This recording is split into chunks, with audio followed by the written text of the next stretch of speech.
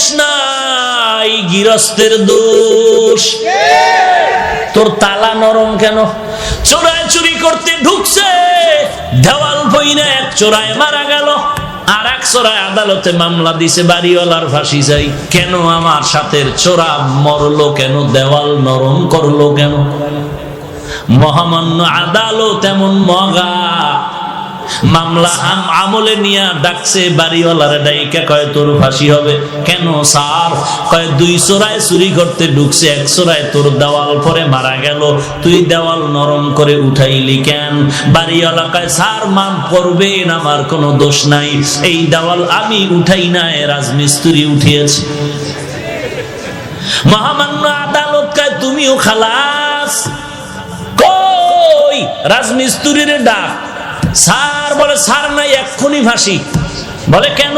কথা শুনেন, কি সমস্যা? বলে দেওয়াল নরম করে উঠাইলি কেন? বলে দেওয়াল উঠাইছি আমি, তবে নরম আমার কারণে হয় নাই, যেই যোগালি আমার এই মিলাই দিছে, পানি বেশি দিছে, নরম হয়ে গেছে, আমার কোনো দোষ নাই। মহামান্য আদালতকে তোর মাফ করে দিলাম। ধর যোগালি কই, এটারে না আদালত, এই তুই পানি নরম করে বালু দিলি কেন?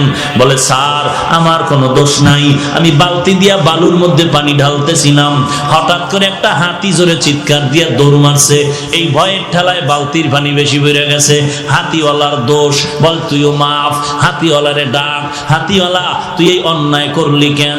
স্যার আমার হাতি এমনি চেতে না, এমনি গরম হয় না, এক বেডিয়ে এক মহিলা সুন্দরী রূপসী স্বর্ণের অলংকার লাগাইয়া ঝুম ঝুম করে আওয়াজ করতেছিল, হাতি দেখা গরম হয়ে গেছে। তুমিও মাফ।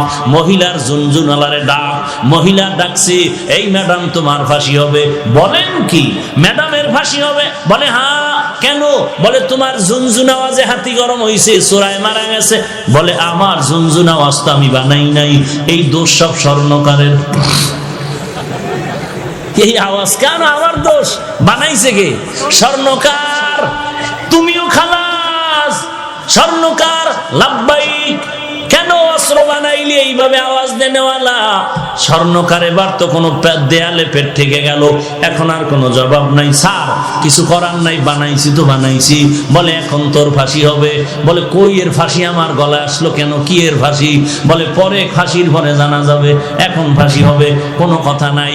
কপাল বড় খারাপ, ফাঁসির মঞ্চে যখন স্বর্ণকারের নেওয়া হলো, ফাঁসির মঞ্চে যখন দাঁড়ায় গেল, ফাঁসির মঞ্চে গিয়ে দেখে মারাত্মক সমস্যা, ফাঁসির রশির সাথে গলা মিলে না, রশির ফাঁকা বড়, গলা চিকন। এইবার বলে বাদশা নামদার কি করা যায়? কয় এর গলার সাথে রশি মিলে না, কয় এটারে বাদ দিয়া এই দেশে খুঁজা দেখ যার গলা মোটা, এটারে ঢুকা। মিয়া আমার বানানো কথা না, হাকিমুল উম্মত আশরাফ আলী থানভীর লেখা কথা। হায় হায় হায় হায়, দেশের মুরগি সব গরম হয়ে গেছে। শিয়াল পণ্ডিতের বিরুদ্ধে মামলা। কি খবর? বলে শিয়ালদের উৎপাতে বাঁচি না। আগে রাতের বেলা চিল্লাইতো, এখন দিনেও চিল্লায়। আগে জঙ্গলে থাকতো, এখন বিশ্ব রোডে হামলা করে। করেনি? মহামান্য আদালত বলে ঠিক আছে, তোমার মামলা আমলে নিলাম, অমুক দিন বিচার হবে, বিচার হবে, জঙ্গল ঘেরাও করা হবে, এরপরে বিচার হবে। শিয়ালের বিচার দেখার জন্য হাজারো পাগল ছাগলের মতো দৌড়াচ্ছে। শিয়ালের কি বিচার হয়? চতুর্দিক থেকে প্রশাসন ঘেরাও করে নিল, আর এক একজন প্রশাসনের হাতের মধ্যে একটা একটা ছুরি দিল। আদালত রায় দিয়ে দিল, জঙ্গলের মধ্যে ঢুইকা যেই হাতির কান দেখবা 4 আঙ্গুলের বড়, যেই হাতির কান বড় 4 আঙ্গুলের থেকে বড় হয়ে গেছে, এডির কান কাটবা, এডি বড় বেয়াদ্দব, এডির কান কেটে দাও। এইবার সব ছুরি নিয়ে ঢুকলো জঙ্গলের মধ্যে, কান কাটার স্লোগান নিয়ে ঢুকলো। সবাই বাইরে তাকায় আছে, কিছুই দেখা যায় না, কি কান কাটে না কল্লা কাটে কিছুই বোঝা যায় না। হঠাৎ এক বুড়া চাচা তাকায় দেখি একটা ছোট্ট শিয়াল জঙ্গলের ফাঁক দিয়ে দিছে বাহিরে দৌড়। চাচা এটারে দৌড়াইয়া যেমন তেমন ভাবে ধরলো, পাও ধরে রাখছি, কয় পাও সার, কয় সারুম না। কয় কি ব্যাপার, তোর তো কান 4 আঙ্গুলের বড় নাই, তুই কেন দৌড়াচ্ছ? কয় চাচা মিয়া কপাল বড় খারাপ, দুঃখের কথা বলা যাবে না। ওখানে কান কাটার নিয়ম বাতায় দিছিল, 4 আঙ্গুলের বড় যাদের কান হবে এদেরটা কাটো। ওরা কাটার আগে মাপে না, কাটার পরে মাপে।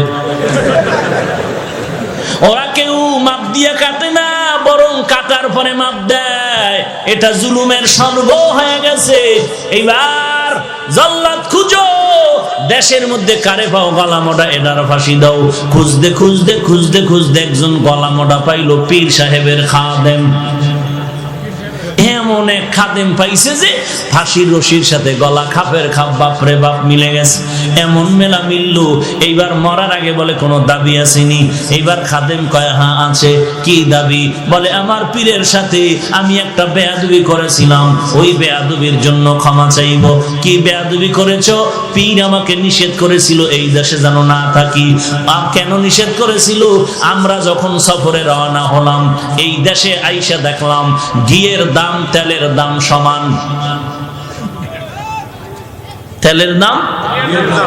আমি বললাম হযরত, আমার শরীর হয় না এত গোশত খাই, জনমের মতো খাই, এরপর শরীর বাড়ে না। তেলের দাম ঘিয়ের দাম যেহেতু সমান, কম দামে ঘি খাইয়া মোটা হয়ে যাব। আমার পীর বারবার বলছে এই দেশের ঘি খেয়ে মোটা হইলে বিপদে পড়বি, কেন এত দামি ঘি, কেন কম দামে পাইলে খাবো না? পীর বলছিল সাবধান, যেই দেশে তেলের দাম ঘিয়ের দাম সমান, ওই দেশে কোনো ইনসাফ নাই। যেই দেশে নারী আর পুরুষের দাম সমান, ও দেশে ইনসাফ নাই। যেই দেশে শিক্ষিত শিক্ষিতের মান সমান, দেশে ইনসাফ নাই। পীরের কথা আমি মানি নাই। আমি পীরের বললাম হুজুর যত বয়ান দেন ঘি না খাইলে কলিজা ঠান্ডা হবে না। হুজুর আমাকে বলল টের পাবি সময় মতো। এখন তো টের পাবো ভাব। আমার পীরের একটু খোঁজ করে দেখাও। পীরের তালাশ করে আনা হলো। হযরত জি মেহেরবানি করে মাফ করে দেন, মুরব্বির কথা না মানলে এমনই গজবে পড়া লাগে। এমন বিপদ আইছে, কোথার ফাঁসিয়া আমার গলায় লাগতেছে, কোথায় জানি কি গ্যাঞ্জাম লাগছে, এখন আমারে ফাঁসি দিচ্ছে। সরকার আমারে দাওয়াত দিছে ফাঁসির জন্য। এই বিপদ থেকে বাঁচার উপায় কি? বলে মুরব্বি মানবি জীবন ভর? বলে হ্যাঁ মানবো। মুরব্বির সাথে বেয়াদবি আর করবি নি? কয় জীবনও করব না। কয় এইবারও বাঁচার বুদ্ধি দেই, মরণের জন্য তুই পাগল হয়ে যাবি। তুই বলবি আমাকে তাড়াতাড়ি ফাঁসি দাও, আমারে তাড়াতাড়ি ফাঁসি দাও। এই কথা তোর কথা বন্ধ করবি না, এরপরে যা হওয়ার হবে। এইবার জল্লাদ যখন ফাঁসির মঞ্চে নেয়, খাদেম কয় আমাকে দাও। পীর সাহেব বলে খবরদার, এই খাদেম রে দিবা না, ফাঁসি দিলে আমাকেই দাও। দুইজন আর কিলাকিলি লাগছে ফাঁসি হওয়ার জন্য। সবাই আশ্চর্য হয়ে গেল, এমন কাহিনী তো জমিনের মধ্যে আর হয় নাই। দোনোজন মানুষ মরার থেকে বাঁচার জন্য ফজরের আগে রাস্তায় দৌড়ায়। কথা ঠিক নেই? কিন্তু ফজরের নামাজ 4 রাকাত পড়তে মসজিদে ঢুকে কেমন কপাল পরা চিন্তা করতে পারেন? যে ডাক্তারের কথায় ফজরের সময় রাস্তায় দৌড়ায়, পাশে মসজিদে নামাজ চলে, 4 রাকাত নামাজে মসজিদে ঢুকে না। একটুখানি নেকের তরে রোজ হাসরের মাঠেতে বাবা ঘুরবে ছেলের পিছে, ছেলে বাবার আগেতে। আহাতে মন কঠিন দিনেতে নামাজ তোমায় ভুলবে না, ঠিক মতো পড়িলে নামাজ জান্নাত তোমার ঠিকানা। ঘুমের চেয়ে নামাজ ভালো আর তুমি ঘুমাইও না, ঠিক মতো পড়িলে নামাজ জান্নাত তোমার ঠিকানা। আমার প্রাণের ভাই বোনেরা জলদি করে উঠে যাও, ওযু করে তাড়াতাড়ি নামাজ পড়তে লেগে যাও। আহা নবী বেনামাজির শাফাআত করিবেন না, ঠিক মতো পড়িলে নামাজ জান্নাত তোমার ঠিকানা।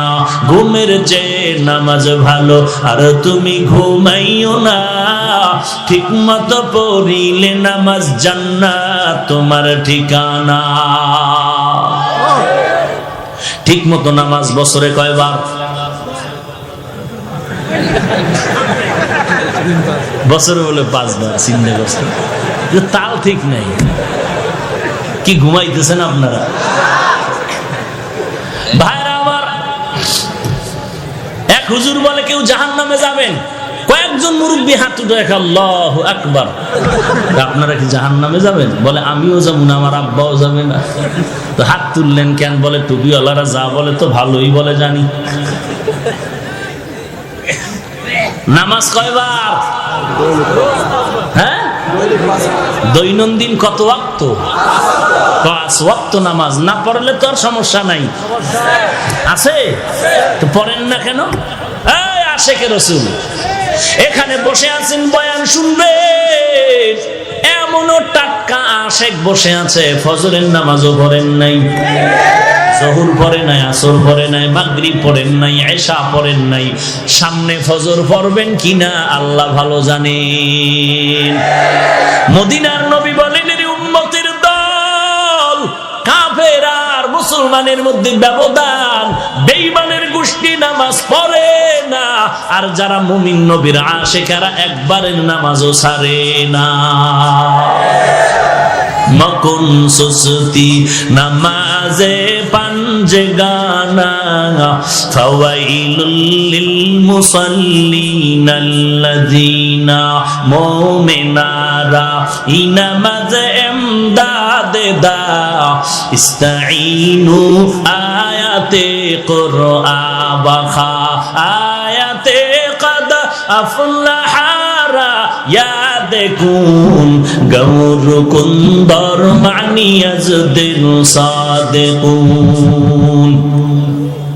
পীরও মরার জন্য রেডি খাদেমও। বাদশার কানে খবর গেল, স্যার এমন কাহিনী, পীরেও মরতে চায়, মুরিদেও মরতে চায়। বাদশা কয়, আজীব কারবার, আমি দেখতে আসতেছি। সামনে বাদশা হাজির হয়ে গেল। কিও আপনারা দুজন মরতে চান, কেন কি? পীর সাহেব বলে, বাদশা আপনি জানেন না? হেকমতি জবাব দিলেন, এই মুহূর্তে যদি ফাঁসি হয় বিনা হিসাবে জান্নাত পাবে। বাদশা কয়, তো জীবনে আকাম কম করলাম না, জীবনে আকাম তো কম করি না, এই মরণ যদি বিনা হিসাবে জান্নাত পাওয়া যায়। সব জল্লাদদের ডাক দিয়ে কয়, পীরেরও বাইন্দা অন্য জায়গায় নিয়ে যা, মুরিদেরও নিয়ে যা, তাড়াতাড়ি দেরি করিস না, গলায় ফাঁসি আমার দিয়ে দে। দেখছেন নি কই সোরার সুরির বিচারায় ঢুকলো।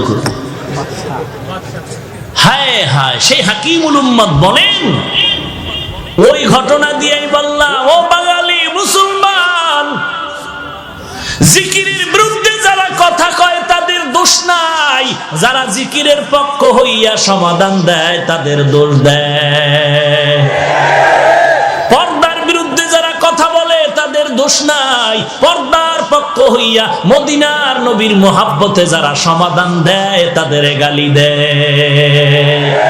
আছে না নাই? এই জন্য বললাম, চোরের দোষ নাই, যে চোরের চোরকে চুরির মাল ধরায় দেয় তার দোষ হয়ে যায়। এরে নবীর উম্মতের দল, এর একমাত্র কারণ জাহান্নামের ভয় নাই, তাকওয়াওয়ালা কোনো মুরব্বি নাই। সামনে যাব। আলিফ লাম মিম। প্রশ্ন ছিল অর্থবিহীন অক্ষর কেন আল্লাহ দিলেন?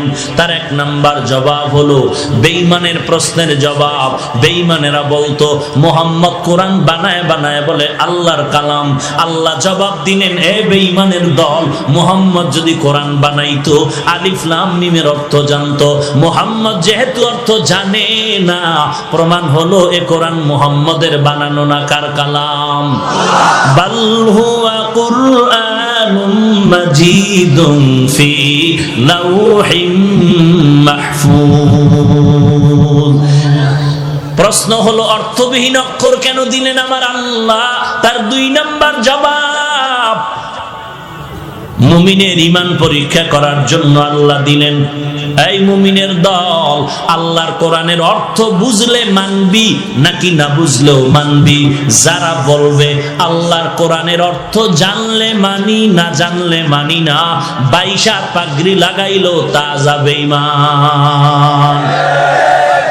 আর যারা বলবে আল্লাহর কোরআন বুঝলেও মানি, না বুঝলেও মানি, তারা গরিব হলেও পাক্কা ঈমানদার, এরে বন্দা বলো বলো বলো, ঈমানওয়ালারা মুহাব্বতে বলো, চিন্তা করে বলো, আল্লাহর কোরআন বুঝলে মানবা নাকি না বুঝলেও মানবা?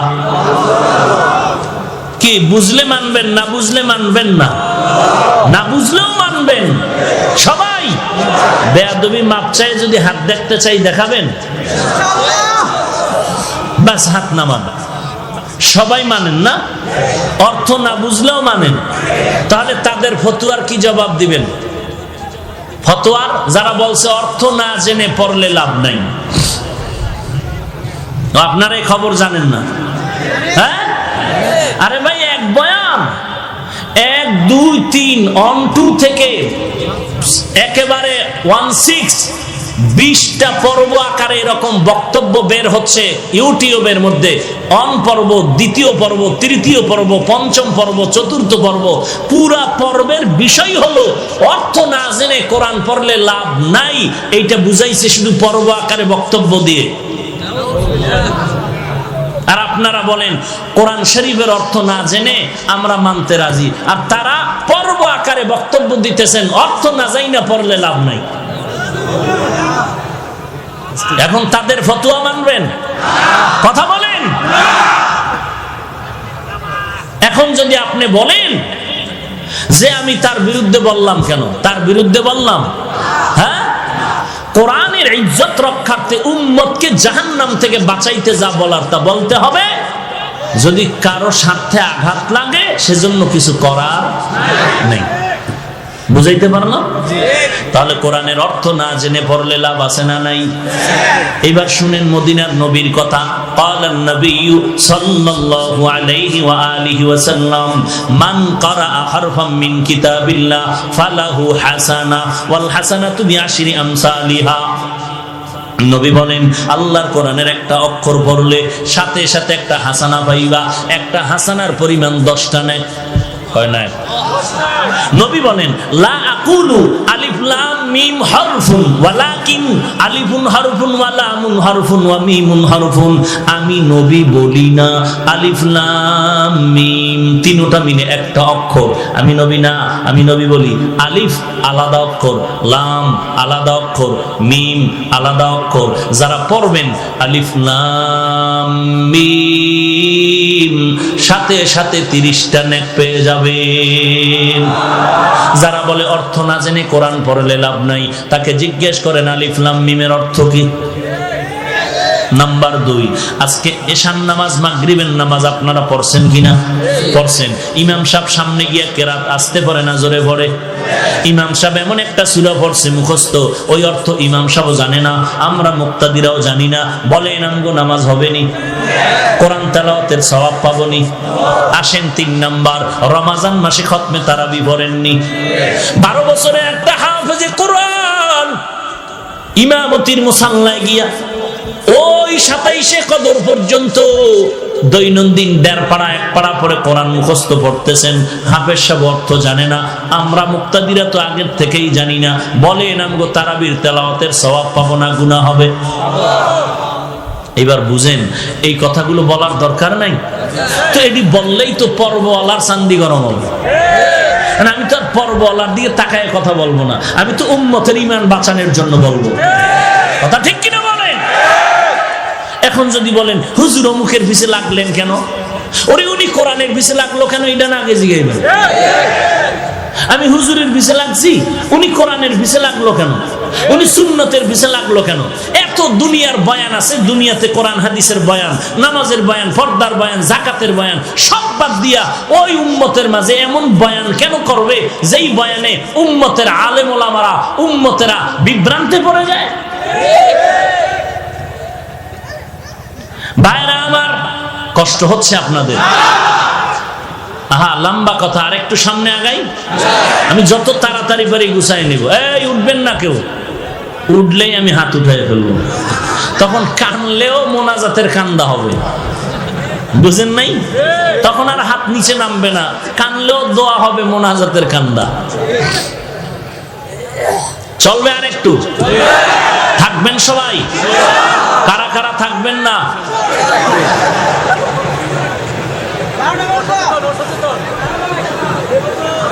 আল্লাহ সবাইকে কবুল করেন। আরো জোরে বলেন হ্যাঁ যুবক, ঘুমাও, তোরা ঠিক হ, গোটা দেশ ঠিক। পৃথিবীতে আসছো কয়বার, যাবি কয়বার?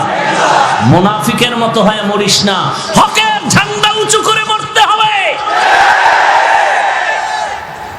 কোন মুনাফিকি করবি? আমাদের কোন অন্ধভক্ত হওয়া যাইব না।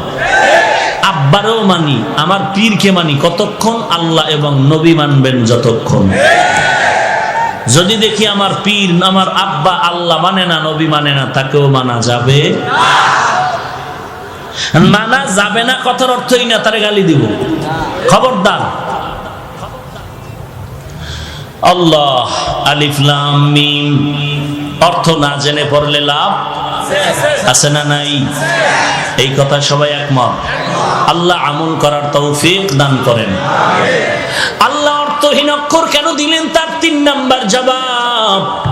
3 নাম্বার জবাব হলো অবশ্যই অর্থ আছে, লেখক জানেন, পাঠক জানে না। ভিজিটিং কার্ড আছে না, কার্ডের মধ্যে একজনের নাম লেখলেন HMA রহমান, এখন আর একজনে তরজমা করে H মানে হাজী সাহেব, M মানে মাওলানা। ভিজিটিং কার্ডওয়ালা কিরে বলে তাফসীর করতেছি। মিয়া কি তাফসীর করো? বলে HMA রহমান, H এর তাফসীর করলাম হাজী সাহেব। কয় 13 বার ইস্তেগফার পড়। কারণ আমার 14 গোষ্ঠীর মধ্যে কেউ হজ করার সুযোগ পায় না, আমি যাব বলে যাই নাই। চেষ্টা আছি সুদের টাকাটা পুরা পাইয়া যাবো, আছে না নাই? কি খুশির খবর, সুদের টাকা হজে যায় বদমাস, আছে না নাই? সুদ খাইয়া কি খুশি, কয় জানো এই বিল্ডিং আমার সুদের টাকায়। ও ভাইজান, তুমি সুদ খাইয়া কি পরিমাণ নিচে নেমেছো? তোমার আপন মায়ের সাথে তুমি জিনায় গুনাহে লিপ্ত আছো। নিজের আপন মায়ের সাথে জিনার গুনাহে লিপ্ত তুমি। একটা নেক আমল আল্লাহর কাছে গ্রহণ হবে না। ভাইরা আমার, এরপরে বলে তুই এম দ্বারা কি বুঝাইলি? বলে মাওলানা কয় জীবনে তো মাদ্রাসার বারান্দায় পাড়া দেই নাই, দয়নুস পর। বলে তাহলে তুমি HM দিয়া কি বুঝাইলা? বলে H দ্বারা আমার বংশ হাওলাদার, M দ্বারা মুহাম্মদ, A মানে আব্দুল রহমান তো স্পষ্ট। তাহলে HMA অক্ষরগুলো দিলেন, অর্থ লেখক জানে, কে জানে না? আলিফ লাম মিম, আলিফ লাম রা, এগুলোর অর্থ আছে, কে জানেন? আমার আল্লাহ, কোন মাখলুকত জানে না।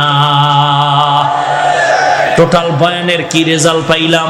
আল্লাহ কোরআনে অর্থবিহীন অক্ষর দেন নাই, আল্লাহ পাক অর্থ সহ অক্ষর দিয়েছেন।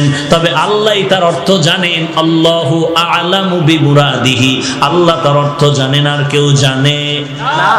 4 নাম্বার জবাব দিবনি, অর্থ নবীও জানে, অর্থ নবীও জানে, তবে উম্মতের জানায় নাই কেন? বলে এটা বন্ধুর সাথে বন্ধুর কথা বলার পাসওয়ার্ড, গোপন নাম্বার। এই পাসওয়ার্ড আসেনি রে যুবক? হ্যাঁ, কি সুন্দর লেখো না, H+S। বাথরুমে কি বিশাল একটা কাগজ পাইছে বাথরুম, আর লেখার কাগজ নাই, বাথরুমে গিয়ে লেখে H+S। হায় হায় হায়, এরে সন্তান, লেখার জন্য কলম বানাইছে, বাথরুমে লেখার জন্য না। বরং বাথরুমে যদি তুই লেখো ব্রেন কমে যাবে, খালি হয়ে গেলে ব্রেন কমে, খালি মাথায় বাথরুমে গেলে ব্রেন কমে যায়। পড়ালেখা মনে থাকে না, থাকবে কেমনে? আকাম তো কম করো না। ও যুবক ভাই, রাগ করবা না, পাও দুটো আগায় দিলে আমি পায়ে হাত রেখে বলবো, এই জমিনে আল্লাহর কসম 1 বার, আল্লাহর কসম 2 বার, আল্লাহর কসম 3 বার। ও যুবক ভাই, এই জমিনে তোমার মা তোমার বাবা এত আপন না, টুপিওয়ালারা তোমাদের যত আপন। তোর জীবনটারে নষ্ট করেছে তোর মা বাবা, আর যুবকের মাথায় টুপি উঠিয়েছে, দাড়িওয়ালা বানিয়েছে ওলামায়ে কেরাম। তো কমকে জাহান্নাম থেকে বাঁচাবার ফিকির নিয়ে পায়ে ধরে ধরে আলেম হক্কানি ওলামায়ে কেরাম বয়ান করতেছে জাহান্নাম থেকে বাঁচানোর জন্য। আর তোর জীবনকে চূড়ান্ত বিপন্ন করার পেছনে তোর মা বাবায় অপচেষ্টা করেছে, ঠিক মতো লেখাপড়ার খবর নেয়নি, হাতে মোবাইলের গজব তুলে দিয়েছে। তোর মায়ে জানে তুই লাইন করো কার সাথে, মায়ে জানিয়াও বাধা দেয় না। আবার অনেক মা ভয় পায়, দিলে কিনা জানি মাইর খাওয়ান লাগে, আছে না নাই? বাবায় জানতেছে তারপরও বাধা দেয় না। বাবায় জানে পার্কে ঘুরে বাধা দেয় না, বাধা দিবে কসু। বাবায় কয় টাকা নে, টাকা নে। কেন আব্বু? আগামীকাল ভ্যালেন্টাইন্স ডে। কবে কবে কবে? কথা কয় না। কাইল কাইল কবে? 14ই ফেব্রুয়ারি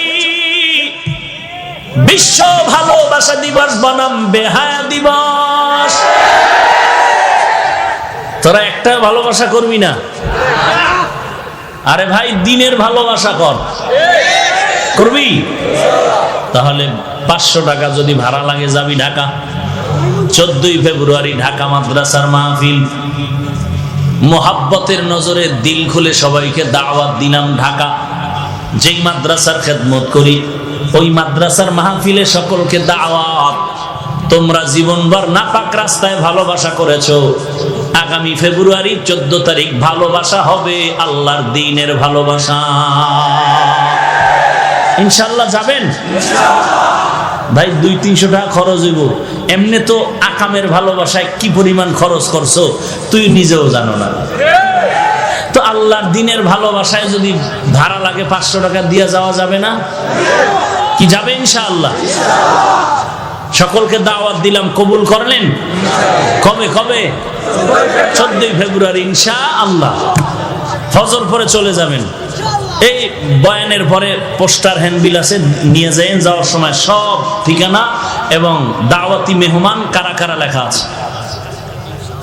ইনশাআল্লাহ যাবেন। আল্লাহ আপনি সবাইকে কবুল করেন। ভাইরা আমার, আলিফ লাম আর সামনে আগাইলাম না, এই আলিফ লাম সারলাম আর একটু যাই। জালিকাল কিতাব, যাবো?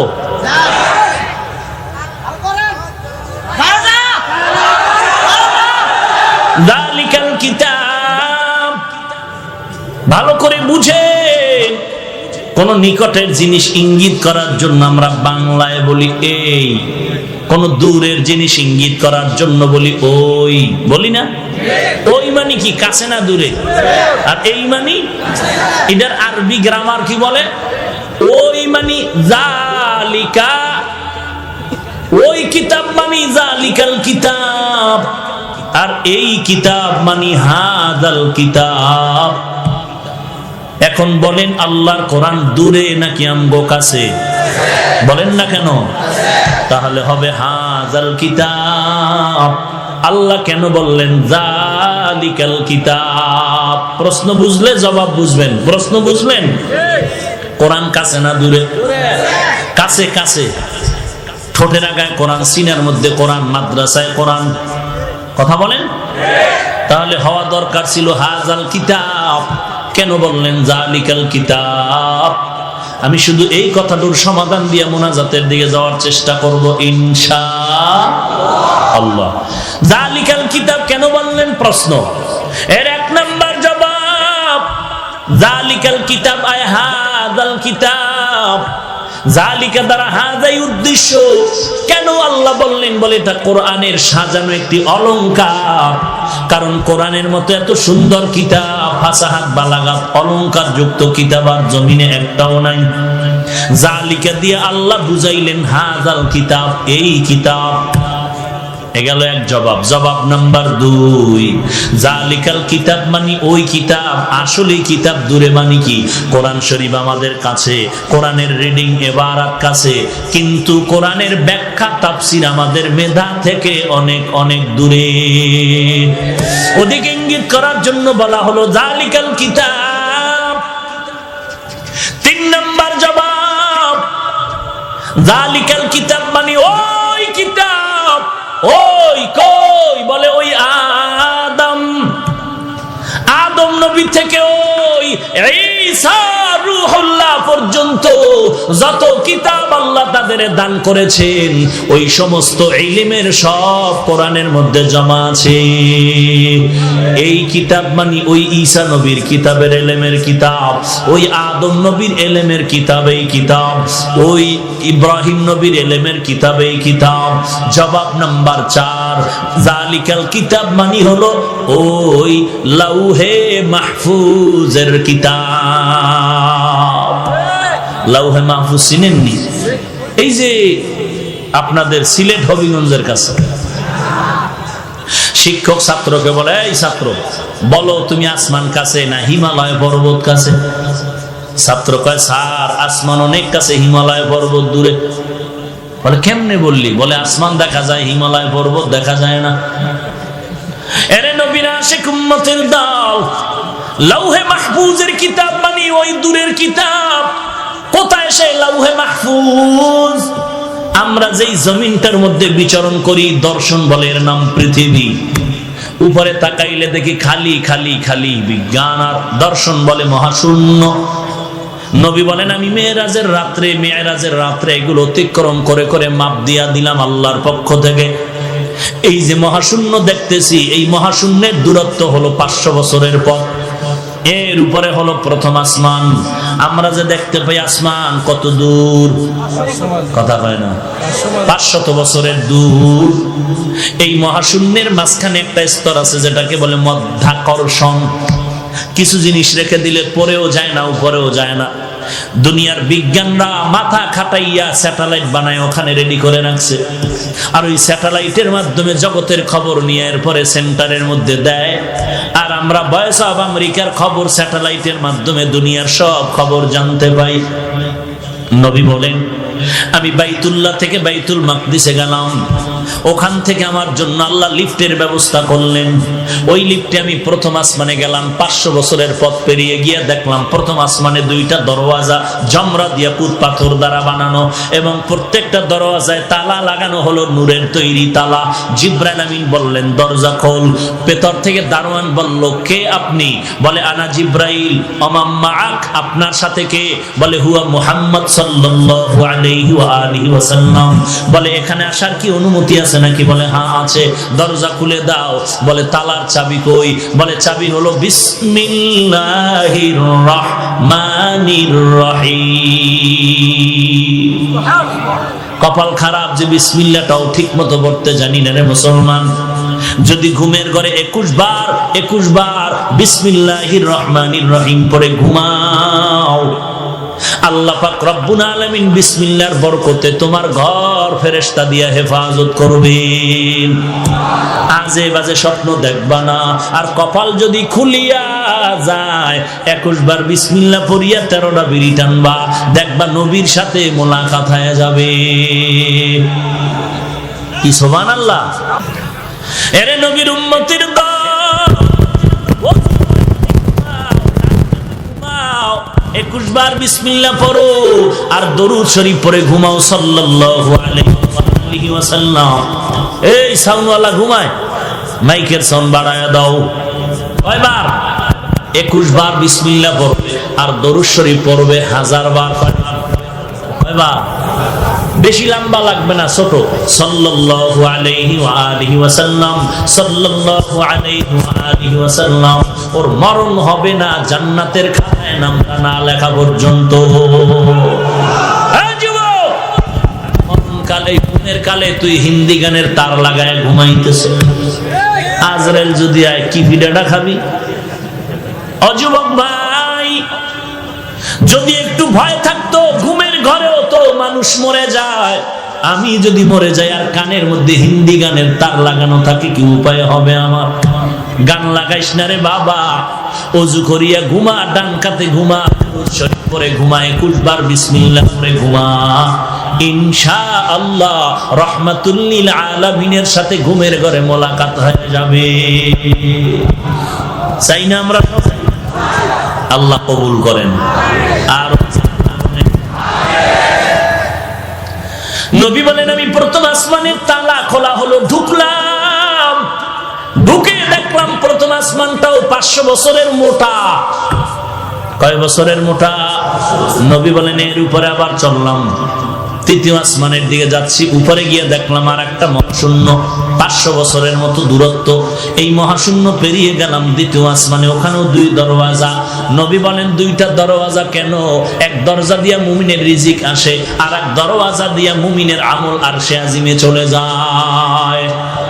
নবী বলেন ওই 2 দরওয়াজা দিয়া ঢুকলাম, দ্বিতীয় আসমানটাও দেখলাম 500 বছরের মোটা, ওখানে অনেক কুদরত ঘুরে দেখলাম। এরপরে আমি উপরে গেলাম আবার মহাশূন্য। নবী বলেন উম্মতের দল ওই দ্বিতীয় আসমান পেরিয়ে যখন আবার উপরের দিকে যাইতেছি, 500 বছরের দূরত্ব এই পেরিয়ে গেলাম আবার 3 নাম্বার আসমানে। 3 নাম্বার আসমানে যাইয়া আবার দেখলাম 2টা দরওয়াজা লাগানো। 2 দরওয়াজা খোলার পর আবার দেখলাম এটাও 500 বছরের মোটা। 3 নাম্বার আসমানটা ঘুরিয়া এবার আবার 4র্থ আসমানের দিকে যখন রওনা হলাম, 500 বছরের শূন্য পথ পেরিয়ে চললাম। 4র্থ আসমানে গিয়ে দেখলাম ওখানেও 2টা দরওয়াজা আছে, এবং ওই দরজা দিয়া খুলিয়া ঢুকার পর তাকায় দেখতেছি আল্লাহ তাআলার আশ্চর্য কুদরতের বিবরণ। এই গোটা দুনিয়ার মানুষের যেই সূর্য আলো দেয়, ওই দুনিয়ার সূর্যটা 4র্থ আসমানে লাগানো আছে। কোথায়? 4র্থ আসমানে সূর্য। উপরে 3টা, নিচেও 3টা আসমান।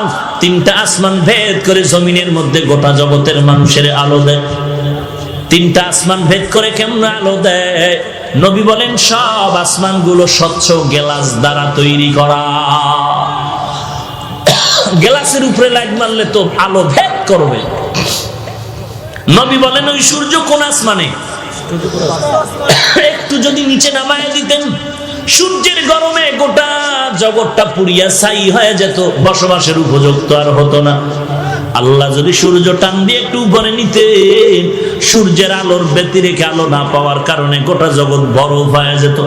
আপনারা দেখবেন দুনিয়াতে এমন এলাকা আছে যেই জায়গায় সূর্যের আলো বেশি, ওই জায়গায় 12 মাস গরম আর গরম আর গরম।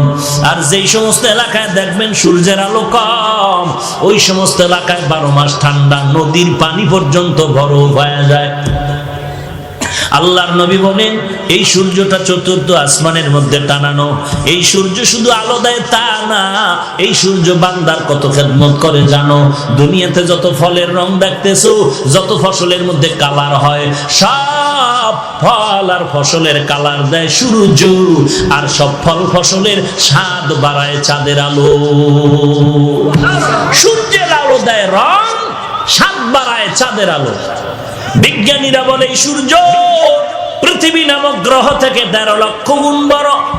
ওই 4র্থ আসমানের সূর্য কত দূর? বলে 9,30,00,000 মাইল উপরে সূর্য। যদিও বিজ্ঞানীদের থিওরি আর হিসাবের মধ্যে মারাত্মক ভুল আর ভুল, কারণ ওরা কিয়ামতের আগ পর্যন্ত সূর্যের কাছে যেতে পারবে না। তবু একটা আন্দাজে জ্যামিতিক ম্যাট নিয়ে নিল, বলল যে পৃথিবী যত বড় তার থেকে 13 লক্ষ গুণ বড় সূর্য। কিন্তু পৃথিবীটা কত বড় বিজ্ঞান আজ পর্যন্ত আবিষ্কার করতে ব্যর্থ, কারণ এই পৃথিবীর উত্তর মেরুতে যাওয়ার পরে সূরা কাহাফের মধ্যে যুলকারনাইন বাদশার ঘটনা আছে। এমন 2টা পাহাড়ের পাদদেশে ওখানে একটা দেওয়াল, লোহার প্রাচীর নির্মাণ করে দিলেন। ওই লোহার প্রাচীরের ওই পাশে একদল মানুষ, একদল জাতি আছে যাদেরকে ইয়াজুজ মাজুজ বলা হয়।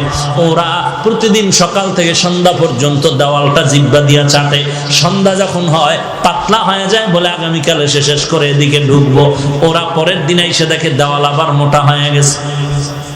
যেদিন এদিকে আসার সময় হবে সেদিন আল্লাহর কুদরত প্রকাশ হয়ে যাবে।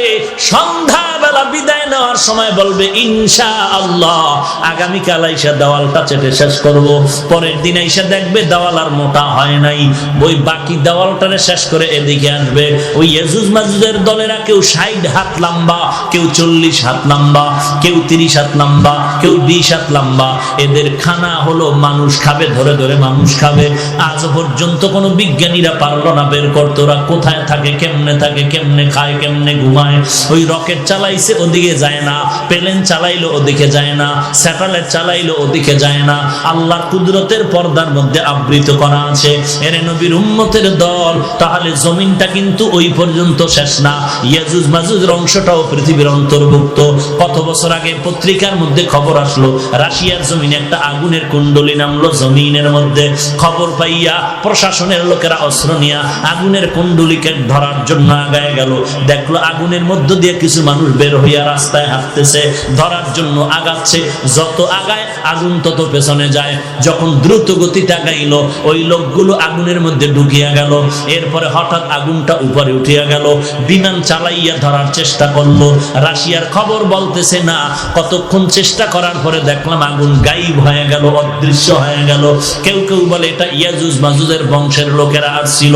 এর নবীর উম্মতের দল, আমার নবী বলেন ওই সূর্যটা এই পৃথিবীর থেকে 13 লক্ষ গুণ বড়। বিজ্ঞানের কথা। নবী বলেন আরো কত বড় হবে আল্লাহ ভালো জানেন। এখন একটা মুখ জমিনের দিকে দেওয়া আছে, 12টা মুখ। কিয়ামতের ময়দানে আল্লাহ পাক অর্ডার করবে, সূর্য মাথার উপরে নেমে যাও, 12টা মুখ জমিনের দিকে দিয়ে যত তাপ আছে ছেড়ে দাও। এখন তো একটা মুখ আসতেছে, এক মুখ থেকে তাপ আসতেছে, তাও পুরা না। ফিরিস্তারা ঠান্ডা পানি দেয় তাপ কমানোর জন্য। আবার সূর্যের অনেক নিচে একটা পাতলা গ্যাসের আবরণ আছে, ওই কোটি কোটি ছিদ্রওয়ালা গ্যাসের আবরণটা ওই সূর্যের তাপটাকে কন্ট্রোল করে ধরে রাখে। এরপরে বাকি তাপ জমিনে আসে। এই তাপটাও বড় অসহ্যকর, আল্লাহ পাকের বান্দারা সহ্য করতে পারবে না। এই জন্য মাথার চামড়া বড় পাতলা। আল্লাহ চুল দিয়া কাভারের ব্যবস্থা করে দিলেন। জঙ্গলের পশুর কোনো পোশাক নাই, আল্লাহ পশম দিয়া পোশাকের ব্যবস্থা করে দিলেন।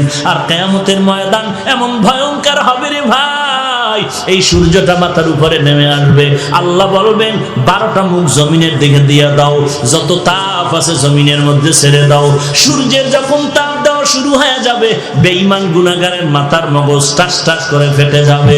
এমন চিল্লানোর আওয়াজ, কান্নাও বন্ধ হয়ে যাবে, রক্ত পড়া শুরু হয়ে যাবে। ওদিন কান্না করে আর নাজাত পাওয়ার উপায় থাকবে না। হ্যাঁ, একদল নাজাত পাবে যারা নেক আমল করলো, সুন্নাত মানলো। আল্লাহ বলবে ফেরেশতার দল, আমার নেক আমলওয়ালাদের ডান দিকে নিয়ে যাও, ওই নূরের তৈরি আরশে আজিম, ওই নূরের তৈরি আরশে আজিমের মধ্যে আশ্রয় দাও। আমি আল্লাহ আমার আশিকদের সাথে মোহাব্বতের নূরের পর্দা উঠাইয়া মোলাকাতের ব্যবস্থা করব। এর নবীর উম্মতের দল, ওই সূর্যের গরম তুমি দিনের বেলা সহ্য করতে পারো না, রাতের বেলা সূর্য নাই, এরপরও গরম লাগে, ঘাম পড়তেছে, সহ্য করা যায় না।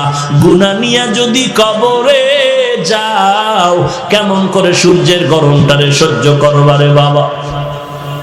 সহ্য করতে পারবি না রে যুবক, গুনাহ করিস না রে ভাই। তোমার আমার মতো যুবক স্কুল কলেজে পড়ে এক ওয়াক্ত নামাজও বাদ দেয় না, আছে না নাই? ও বাবা, তুমি টুপি পরো না, গালি দেই না, তবে তোমার মনটাকে টুপি পরার জন্য তৈরি করো। তুমি দাড়ি রাখতে পারো না, গালি দেই না, কিন্তু দাড়ি রাখার জন্য নবীর মোহাব্বতে তৈরি করো। এ বাবা, তুমি শার্ট প্যান্ট পরো, গালি দেই না, তবে মদিনার নবীর পোশাকটা পরার জন্য দিলটারে তৈরি করো। যারা এই সুন্নতের আমলের আগ্রহ বয়ান দিয়া নষ্ট করতে চায়, খবরদার এদের বয়ান শোনার চেষ্টা করিও না। এরে নবীর আশিক উম্মতের দল, তুমি মনে করতেছো আমি হাফিজুর রহমান কোন দল করি? ভাই ভাই, এত চিন্তা কে তোমাকে করতে বললো? তুমি সব বাদ দিয়া দাও।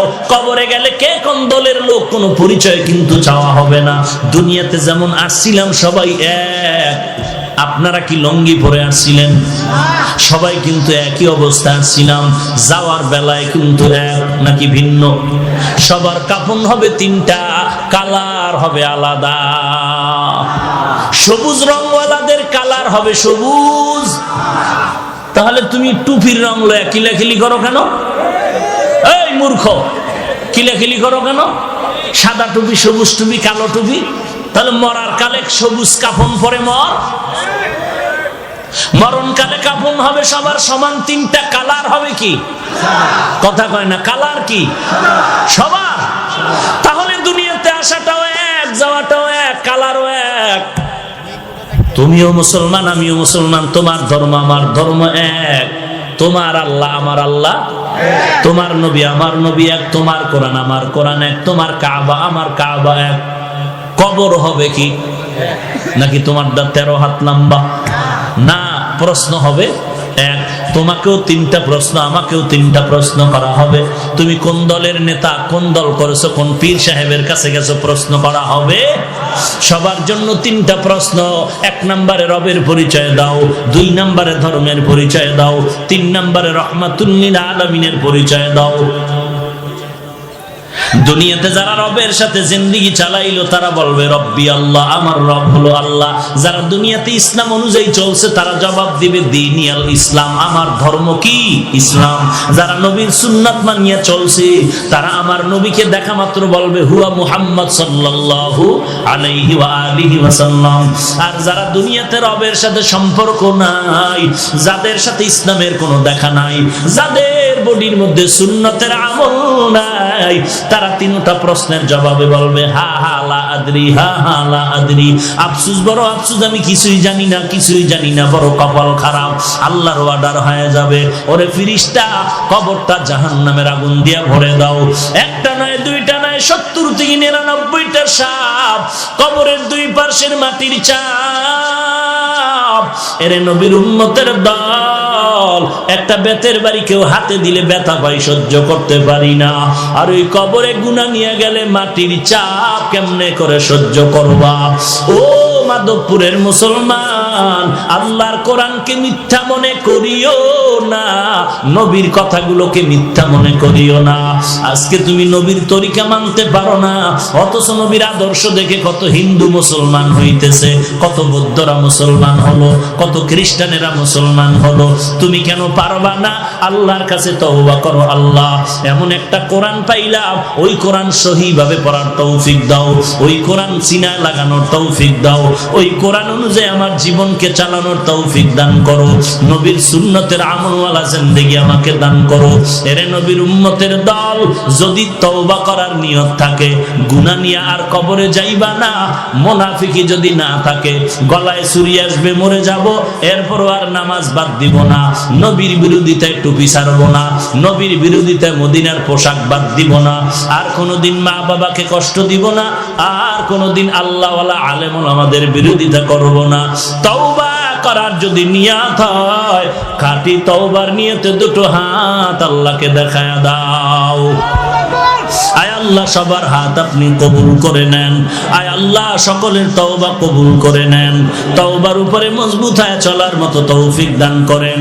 আমাদের ঈমান আমল মজবুত করে দেন। আয় আল্লাহ, নবীর সুন্নাতওয়ালা জিন্দেগি দান করেন। আলহামদুলিল্লাহি রাব্বিল আলামিন, ওয়াসসালাতু ওয়াসসালামু আলা সাইয়্যিদিল আমবিয়া ওয়াল মুরসালিন ওয়া আলা আলিহি ওয়া আসহাবিহি আজমাইন।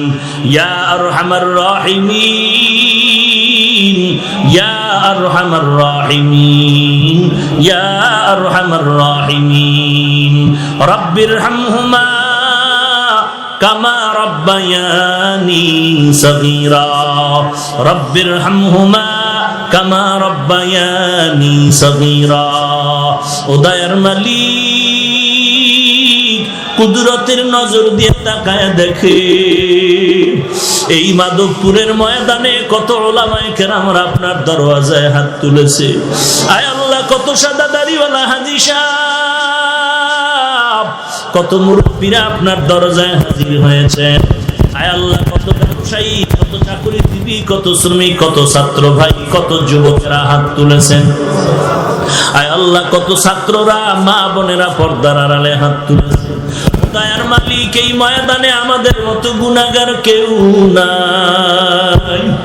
জীবন দুনিয়াতে আসার সময় কত ভালো ছিল, কতই না পবিত্র ছিল, প্রস্রাব মা বাবা এটা দোষে নিতেন না। আজকে সেই পবিত্র জীবনটারে কেন যেন গুনার কারণে নাপাক করে ফেলেছে। গুনাহ দিয়ে তাকায় দেখি রে মালিক,